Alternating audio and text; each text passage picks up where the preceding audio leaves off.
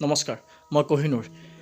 এই ভিডিঅ'টো গম পাব যে এজন এণ্টাৰপ্ৰেনিয়ৰ কোন এজন এণ্টাৰপ্ৰেনিয়ৰ, কোন এজন বিজনেছমেন, কোন এজন এণ্টাৰপ্ৰেনিয়ৰ, কোন এজন কষ্ট কৰা এজন বেষ্ট এণ্টাৰপ্ৰেনিয়ৰ, তাৰ বিষয়ে মই আজি ক'ম। এণ্টাৰপ্ৰেনিয়ৰ কোন?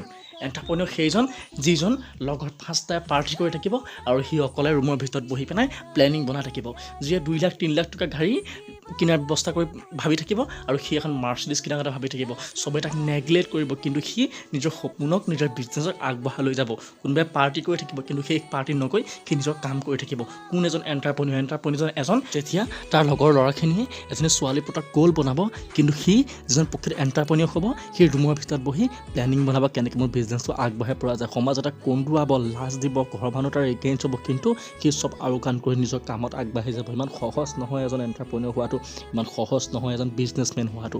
নিজৰ বুকুত দম লাগিব, নিজৰ আত্মবিশ্বাস লাগিব। চবে সমাজে কন্দুৱাব, নেগলেক্ট কৰিব, অপমান কৰিব, কিন্তু যেতিয়া আপুনি ছাকচেছ হ'ব, তেতিয়া সেই সমাজৰ মানুহে আপোনাৰ ভৰিত পৰিবহি। গতিকে কোন এজন এণ্টাৰপ্ৰেনিয়ৰ জনাটো বহুত প্ৰয়োজন।